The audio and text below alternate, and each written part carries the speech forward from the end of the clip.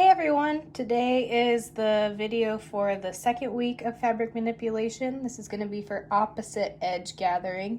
I'm not going to go over too much how to actually gather your fabric. If you need a refresher on that one, you can go back to the first video. We're going to be talking about manipulating each side of the fabric to create curves or angled gathering. We're also going to go over how to create the pattern pieces when you have two sides that need to be gathered as opposed to one. So we are going to get started in how to do that. First, we'll go over manipulating our piece into different shapes with our opposite edges gathered. So I have just a nice even gather on both sides here. So this part of our diagram talks about how when you stabilize your piece of fabric, if you stabilize it on something that is going to be the same size, it will pull your pieces down nice and flat. And then here, if you stabilize it on something slightly smaller, that you will get a little puff down the center. This picture here is showing that if you gather one side down, you can create an angle with your gathers. So you want to decide how you would like the waves in your fabric to be angled. So you can have them straight across or you can have them angled down. This picture down here shows that if we gather here on one edge more and less on the top edge, that we can create kind of this serpentine curved shape.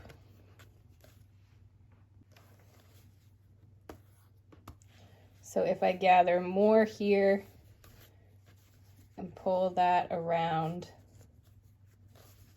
then I can start to create a curve. Now what you'll notice is when you do this curved shape, you have much tighter gathers here at the bottom on the concave side than on the convex side. So you want to decide if that is fine with you and you like that look, then you can definitely do it on a straight piece and create that curve. But here in your book, it's showing you that if you wanted to make a shaped piece that is evenly gathered all the way around, then you will make a pattern piece to fit that shape, and then you will slash and spread like we did with the single edge gathering, although we have it on both sides. So I've created a similar pattern piece here, and then you want to add your notches that will match up to whatever piece that you're going to be putting it into after you're done gathering it. Just so that you know how to put it back together in the place that you want it to go. Because like we've seen in the last video, we know that your pieces can start to get really complicated and getting them back to the right size is really important. So in our last video, we just had one edge that we split apart and the other edge had stayed intact. This one we are going to cut all the way through and create several different pieces that are going to spread out our whole entire piece. Now you notice from this sample that if we have a straight piece and we have one side that we want to be curved, one side will be much more gathered than the other. The convex side will be less gathered and the concave side will be more.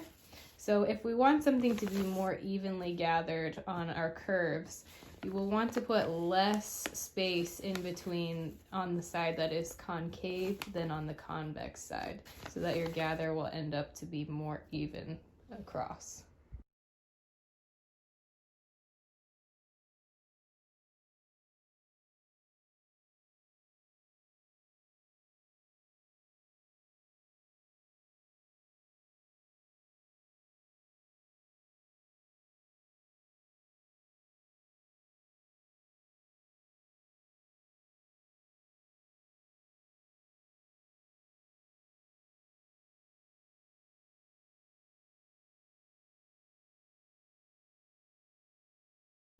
So here's my piece cut out, and I'm going to sew my gathering stitches on the edge of this. Now I want to still think of this as opposite edge gathering, so I don't want to go all the way around this shape and just pull from one side with my gathering threads. So I'm going to start here and then end there and then do the same thing on that side, so I have two sets of tails on my points there. So you can see I've started very close together at my points so that I do have a nice point at the end.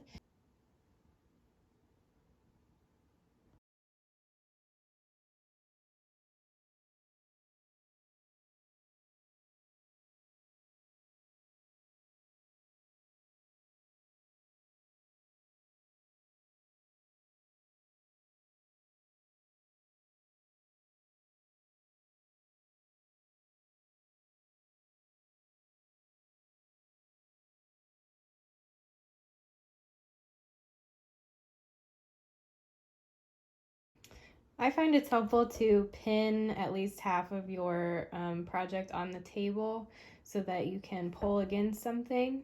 I also like to make it a little bit smaller than my original pattern piece, and then I can kind of lay this on top and sort of squish it around as to how I want it to be shaped.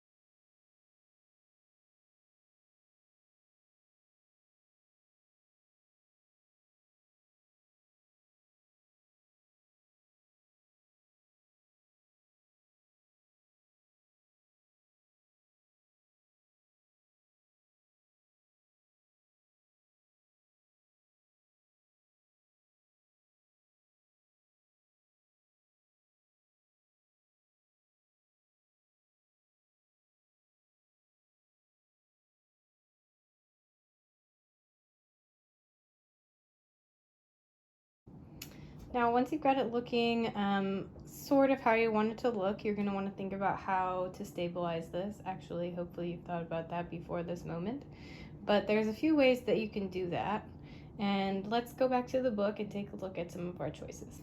So you can choose to set in your gathering, so setting it inside of an area that's flat.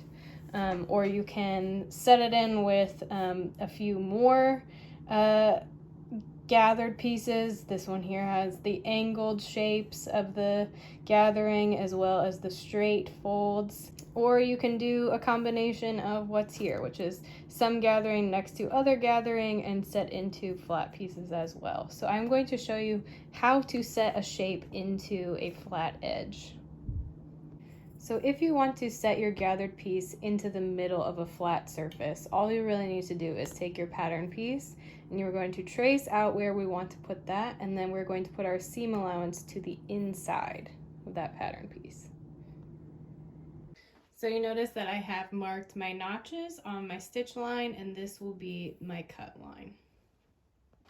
So now that I've cut out my centerpiece, I'm going to slash all the way almost exactly to my corners here.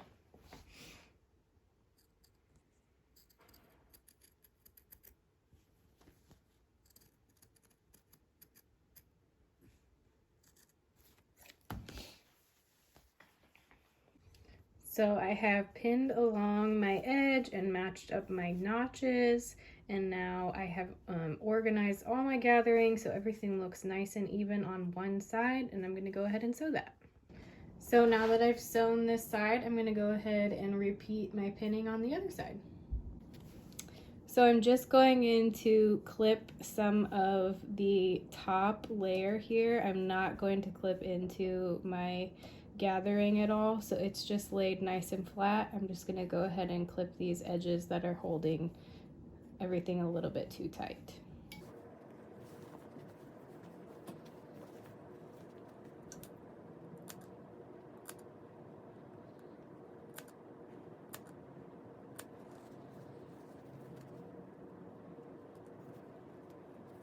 So what I'm going to do is steam over it, but not smash it down. We're going to hold our steam over the top and just get everything nice and flat, but we don't want to completely flatten our gathers. Something that's helpful is to add some pins to your table just to spread out your piece so that it doesn't clump up on you. It'll just help keep everything nice and flat, and you can arrange your gathers how you like. So this is what it looks like when everything is all pressed out.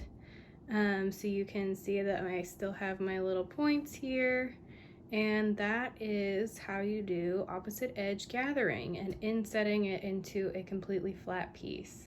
Now, if you're wanting to put your gathered pieces together, you're going to want to stabilize those pieces against something. With the flat piece, we know that it's going into this shape, but sometimes it's harder to figure out all these crazy pieces connected to each other. So you want to stabilize that gathered edge. And you can do that by putting it on a flat piece that's the same size as your pattern piece with seam allowance, and you can sew those together. However, that's going to add quite a bit of bulk. So if you have one piece or just something like this where you have a couple pieces that could go together and then sew them onto the flat. In this case, you might want to put a twill tape or just do a stay stitch along your gathered edges so that you know that they're going to fit together how you want them to.